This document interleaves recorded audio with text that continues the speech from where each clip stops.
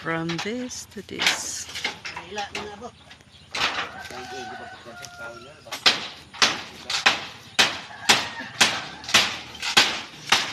Nag-start na sila guba sa kwan. Balay.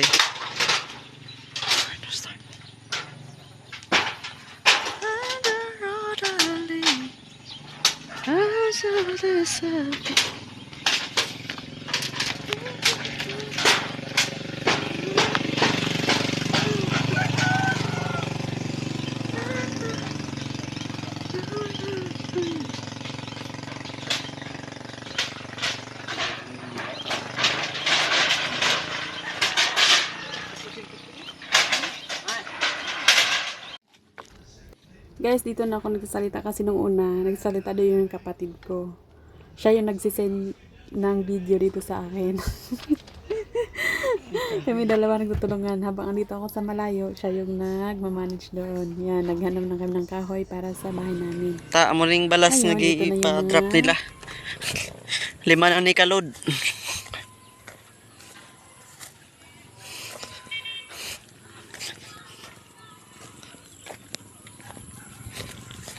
Mo ni.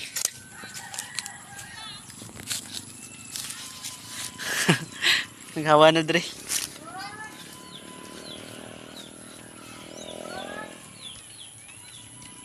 Ang hollow blocks.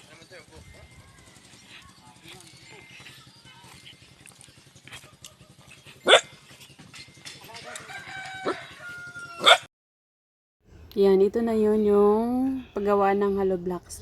Yung hollow blocks pala guys, bumili lang yung papa ko at saka yung pinsan ko ng hululmahan. Kasi pag bibili ka ng isa-isa lang, medyo mas madakan ka ba sa gasto. 2,000 dako nga balay nga pana no. Ang 2,000. Mga balay dito na kwarto og pana na, kumasta raw na sila. 30 sa upat ka kuha niya daan mil size na. Amil dos. Diba?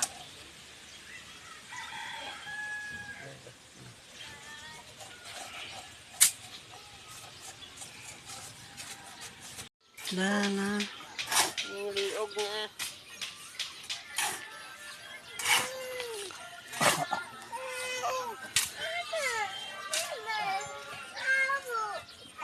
Na nag-home pa manin mo na. Asa man day ka? Ha? Ole na ka, ole. Matawag na, matawag.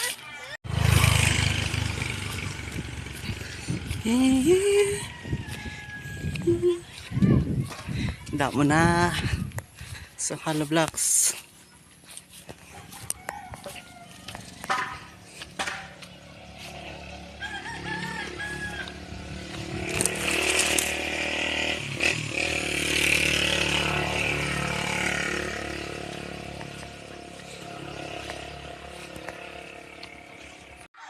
Naon na siya.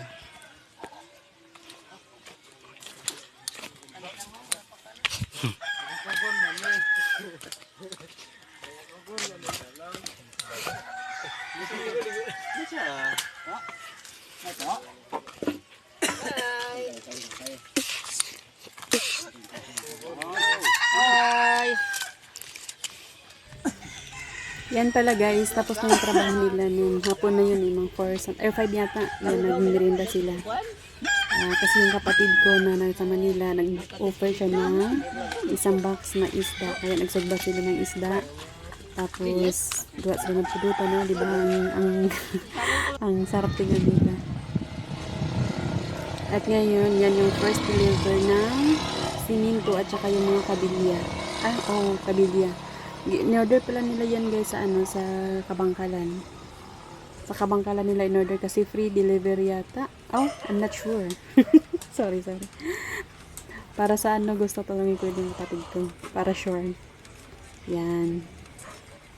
Diba? Parang sarap lang sa feeling na OFW ka, yung pera mo, magkikita mo yung the future, yung pinaghirapan mo sa ibang lugar, ganun.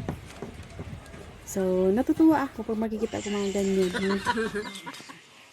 Narinig ka po yun ba? May ka music kay Pabling Apol kay Lubat. Nang eskwela wa, eskwela. Sila. Naara. Hey. No. Nalisa, wala ka balik yautan? Ah, kaya naman to kay layo man to. Libod di gina, bro. Libot.